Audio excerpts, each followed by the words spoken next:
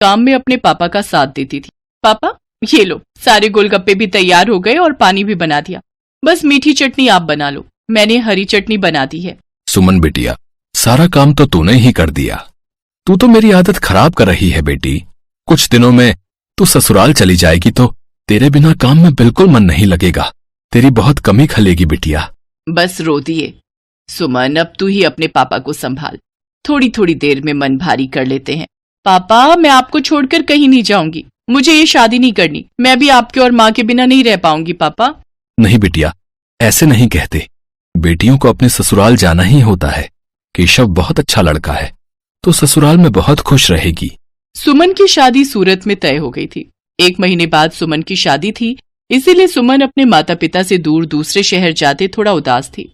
सुमन बड़ी थी और एक छोटा भाई था जो अभी पढ़ रहा था। धीरे धीरे 1 महीना बीत गया और सुमन की शादी का दिन आ गया। सुमन के माता पिता उसे राजी खुशी डोली में विदा करते हैं। शादी के बाद सुमन दिल्ली से सूरत अपनी ससुराल आ जाती है। सुमन का पति केशव एक गैराज में गाड़ियों की मरम्मत करता था। सुमन समझदार थी, उसने आते ही पूरे घर को संभाल लिया। बस बहू मैं और रोटी नहीं लूंगी, केशव को दे दे। बस एक ही रोटी देना, पेट में बिल्कुल भी जगह नहीं है। इतना स्वादिष्ट खाना बनाया है बहू कि मैं एक रोटी भूख से बढ़कर खा गई। कहा माँ जी, 2 निवाले की 1 रोटी होती है मेरी छोटी छोटी। अब मैं आ गई हूँ ना, तो रोजाना आपको ऐसे ही गरम गरम मेरे हाथ का बना भोजन खाना होगा, कोई बहाना नहीं चलेगा। हमारे तो भाग्य खुल गए बहू, जो तुम हमारे घर में बहू बनकर आई। जीती रहो। सुनिए, मैंने आपका टिफिन पैक कर दिया है, ये लीजिए, बस मैं 2 मिनट में आई। अब ठीक है, मैं बाहर तब तक मोटरसाइकिल निकालता हूँ। माँ जी और क्या क्या राशन लाना है? बस यही बहू जो लिखवाया है, बाकी तुम अपने लिए जो चाहो खरीद लेना।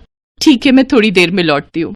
सुमन केशव के साथ मोटरसाइकिल पर बाजार चली जाती है। सुमन कहो तो गैराज बाद में चला जाऊंगा, तुम अकेले घर सामान लेकर कैसे जाओगी? अरे आप चिंता मत करो, मैं ऑटो ले लूंगी। केशव सुमन को बाजार में छोड़कर गैराज जाने लगता है। तभी उसकी मोटरसाइकिल के आगे कहीं से एक पत्थर आ जाता है।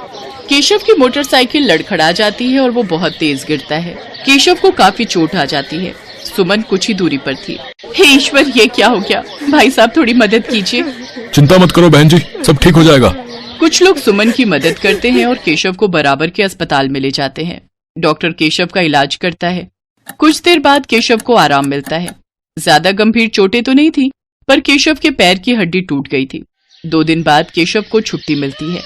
माँ मैं ठीक हूँ, बस पैर की हड्डी में ही तो फ्रैक्चर है, कुछ महीनों में मैं ठीक हो जाऊंगा, चिंता मत करो।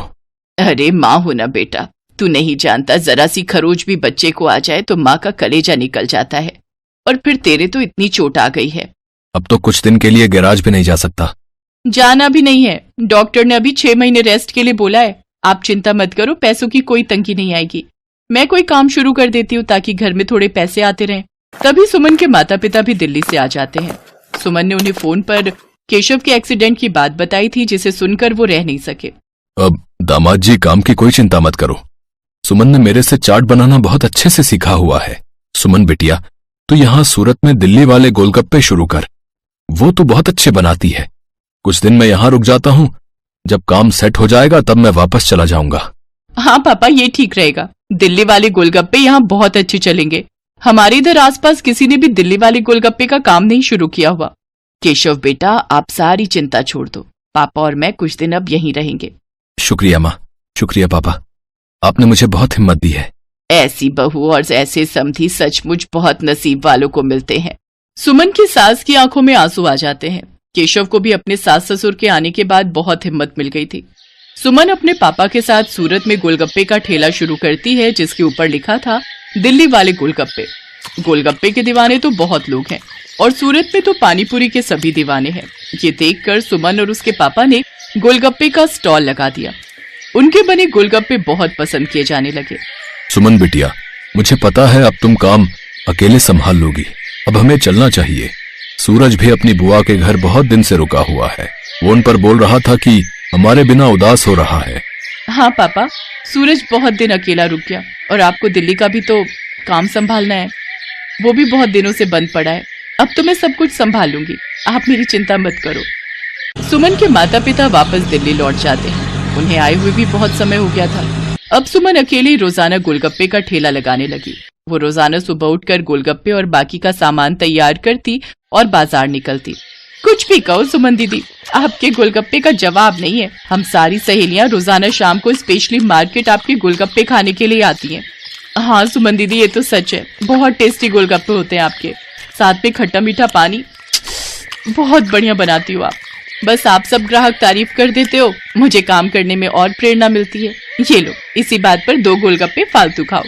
सुमन रोजाना ऐसे ही शाम के समय बाजार में ठेला लगाती थी। धीरे धीरे सुमन के गोलगप्पे पूरे सूरत में फेमस होने लगे। अब तो उसे शादियों और पार्टी के भी ऑर्डर मिलने लगे। इस काम में सुमन की सास भी उसकी मदद करती थी। कहीं भी शादियों और पार्टी के ऑर्डर मिलते तो सुमन अपनी सास के साथ जाती और वहां पर अपना स्टॉल लगाती। स्टॉल पर दिल्ली वाले गोलगप्पे लिखा देखकर लोगों की भीड़ सबसे पहले वहीं पर टूटती थी। बहुत अच्छे पैसे कमा लिए सुमन ने। फिर एक दिन सुमन केशव और अपनी सास से बोली, सुनो, अब तो तुम्हारी तबीयत में थोड़ा सुधार हो गया है। मैं सोच रही हूँ तुम गैरेज का काम छोड़ दो, हम गोलगप्पे की एक दुकान खोल लेते हैं। अब तो हमारे पास अच्छे पैसे इकट्ठे हो गए हैं, हम कुछ कारीगर भी रख लेंगे। सुमन, तुमने तो मेरी पूरी जिंदगी बदल दी। कहते हैं एक आदमी की सफलता में एक औरत का हाथ होता है, और तुमने तो मेरा बहुत साथ दिया है। तुम जैसा चाहती हो हम वैसा ही करेंगे। जीते रहो मेरे बच्चों। सुमन की मेहनत से सब कुछ अच्छा होने लगा। केशव और सुमन बाजार में किराए पर एक दुकान ले लेते हैं, जहां पर वो अपने साथ साथ कुछ कारीगर भी रखते हैं जो इस काम में उनकी मदद करते थे। कहते हैं परिस्थितियां तो जीवन में आती जाती रहती हैं। परिस्थितियों से डरकर नहीं, बल्कि परिस्थितियों का मुकाबला करके ही जीवन को सरल बनाया जा सकता है। जो व्यक्ति संघर्षों से लड़ता है वही ऊंचे मुकाम प्राप्त करता है। जैसा सुमन ने किया, वो परेशानियों से डरी नहीं बल्कि उनसे बचने का रास्ता ढूंढा।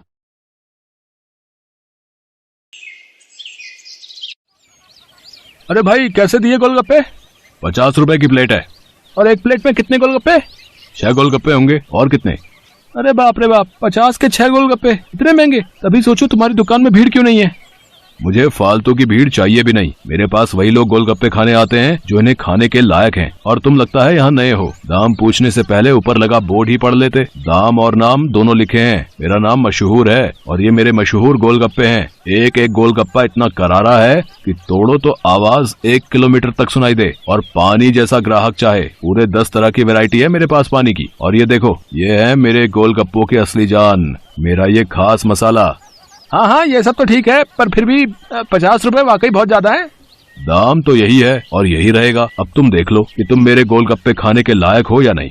अरे ये क्या बात हुई, तुम ऐसे बात करते हो अपने ग्राहक से? नहीं, ग्राहक से तो नहीं, पर जो फालतू मेरा वक्त बर्बाद करे उससे मैं ऐसे ही पेश आता हूँ। चलो अब आगे बढ़ो और कोई सस्ता गोलगप्पे का ठेला ढूंढो।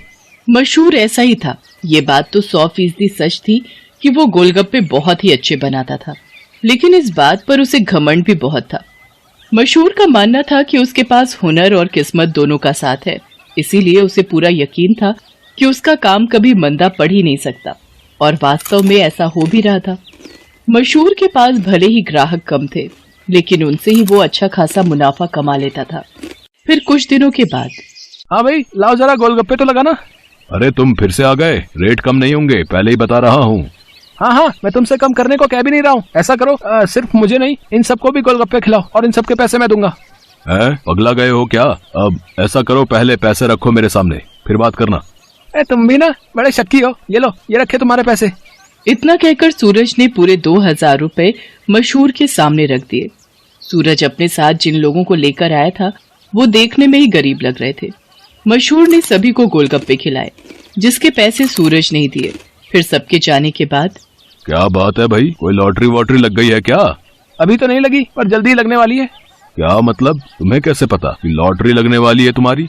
क्योंकि निरंजन बाबा ने मुझसे ऐसा कहा है। वो बहुत ही बड़े सिद्ध बाबा है। उन्होंने मुझसे कहा है कि मैं जितने लोगों का पेट भरूंगा, वो भी बिना उनसे कुछ लिए, मेरी लॉटरी लगने के उतने ही चांसेस बढ़ जाएंगे। तुम भी निरे उल्लू हो भाई, हैं? बाबा जी ने तुम्हें गरीबों को खाना खिलाकर कुछ भला काम करने को कहा होगा। जितने पैसे तुमने मेरे गोलगप्पे खिलाने में खर्च किए, उतने में तो तुम पूरा भंडारा कर सकते थे। मैं जानता हूँ, पर मुझे इन लोगों को कुछ ऐसा खिलाना था जो इनके बस के बाहर हो। खाना तो कोई ना कोई इन्हें खिलाई देता होगा, पर तुम्हारे गोलगप्पे वो इनके नसीब में कहाँ से आते? और बाबा जी ने मुझसे यही तो कहा था कि जाकर किसी का नसीब बदलो, तो मैंने बदल दिया। अब देखना, मेरी लॉटरी जरूर लग जाएगी। मशहूर और सूरज बात कर ही रहे थे कि तभी सूरज का फोन बजने लगा। हेलो, हाँ भाई, क्या क्या तू सच बोल रहा है? सच में? वाह वाह वाह भाई, मजा आ गया भाई, मजा आ गया। तू वहीं रुक, मैं बस वहीं आ रहा हूँ, वहीं आ रहा हूँ मैं। हाँ। अरे अरे क्या हो गया, कहाँ भागे जा रहे हो? मेरी लॉटरी लग गई भाई, वो भी पूरे 10 लाख की। शुक्रिया भाई, शुक्रिया यार, बहुत शुक्रिया यार, सच में तुम्हारे गोलगप्पों की वजह से ये सब हो पाया। अच्छा अब मैं चलता हूँ, मैं फिर आऊंगा और अगली बार और ज्यादा लोगों को लेकर आऊंगा, तुम तैयार है ना? इतना कहकर सूरज वहां से चला गया, लेकिन मशहूर को सोचने पर मजबूर कर गया। मेरे गोलगप्पे ऐसा भी कर सकते हैं, मुझे तो पता ही नहीं था। अगर मुफ्त में मेरे गोलगप्पे खिलाकर इस लड़के की किस्मत खुल सकती है तो फिर मेरी क्यों नहीं? हाँ, अब से मैं भी लोगों के नसीब बदलूंगा। अब वो नहीं, बल्कि मैं खुद अपने गोलगप्पे लोगों को फ्री में खिलाऊंगा। अगले दिन मशहूर ने सबसे पहले अपने लिए एक लॉटरी का टिकट खरीदा और फिर उसके हाव भाव बिल्कुल ही बदल गए। साथ ही उसकी दुकान का बोर्ड भी अब गोलगप्पों की कीमत की जगह पर लिखा था बिल्कुल फ्री। मतलब वो सच में अब लोगों को मुफ्त में गोलगप्पे खिला रहा था। साहब, कभी सपने में भी नहीं सोचा था कि आपकी दुकान में खड़े होकर गोलगप्पे खा सकूंगा। भगवान आपका भला करे, आपकी खूब तरक्की हो, आप जो चाहो वो सब आपको मिले, मैं भगवान से यही प्रार्थना करूंगा। मशहूर को पहली बार किसी ने ऐसा कुछ कहा था। मशहूर को बहुत अच्छा लगा, लेकिन अब भी मशहूर के दिमाग में उसका खुद का फायदा पहले था। उस दिन अपने बनाए हुए सारे गोलगप्पे मुफ्त में खिलाने के बाद वो फौरन लॉटरी ऑफिस पहुंचा। मशहूर चंद, हाँ मुबारक हो, आपको इनाम मिला है पूरे 10,000 का। क्या सिर्फ 10,000? और पहला इनाम तो 10 लाख का था। हाँ तो वो पहला इनाम भी तो है, आपकी किस्मत इतनी भी अच्छी नहीं है, शुक्र मनाइए कि 10,000 तो मिले। मशहूर इनाम के 10,000 लेकर अपने घर वापस आ गया। वो उदास था और नाराज भी। क्या हुआ जी, लॉटरी लगी क्या? लगी भी और नहीं भी, ये देखो 10,000 मिले हैं। अरे वाह, तो फिर आप उदास क्यों? आपको तो खुश होना चाहिए ना।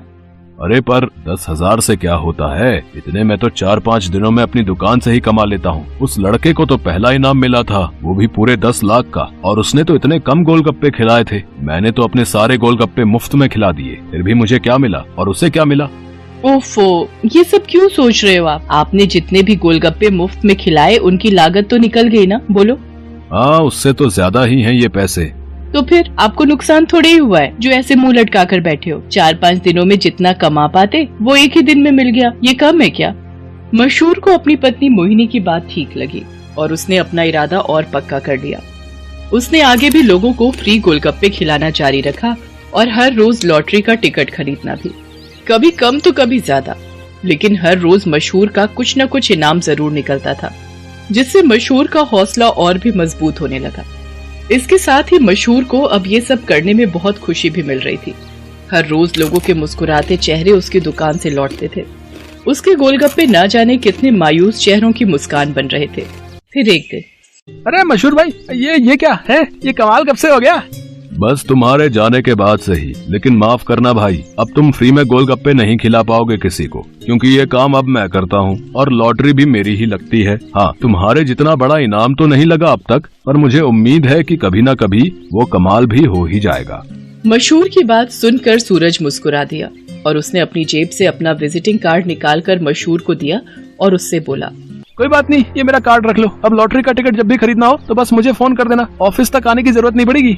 सूरज के विजिटिंग कार्ड पर उसी लॉटरी ऑफिस का पता लिखा था जहां से मशहूर हर रोज लॉटरी की टिकट खरीदता था। असल में वो ऑफिस सूरज का ही था और उसी की वजह से हर रोज मशहूर का कोई न कोई इनाम जरूर निकल रहा था। कार्ड देखते ही मशहूर सारी बात समझ गया। उसने सूरज के सामने हाथ जोड़ते हुए कहा, मैं ये बिल्कुल नहीं पूछूंगा कि तुमने ये सब क्यों किया, क्योंकि शायद मैं जानता हूँ। बहुत बहुत शुक्रिया भाई, मुझे ये एहसास कराने के लिए कि ज्यादा पैसे कमाने से जरूरी है दुआएं कमाना, लोगों को खुशियाँ बांटना, जो मेरे गोलगप्पे बहुत आसानी से कर सकते हैं। इसके बाद मशहूर ने कभी लॉटरी का टिकट नहीं खरीदा, बल्कि वो फिर से अपने गोलगप्पे बेचने लगा। लेकिन उसके गोलगप्पे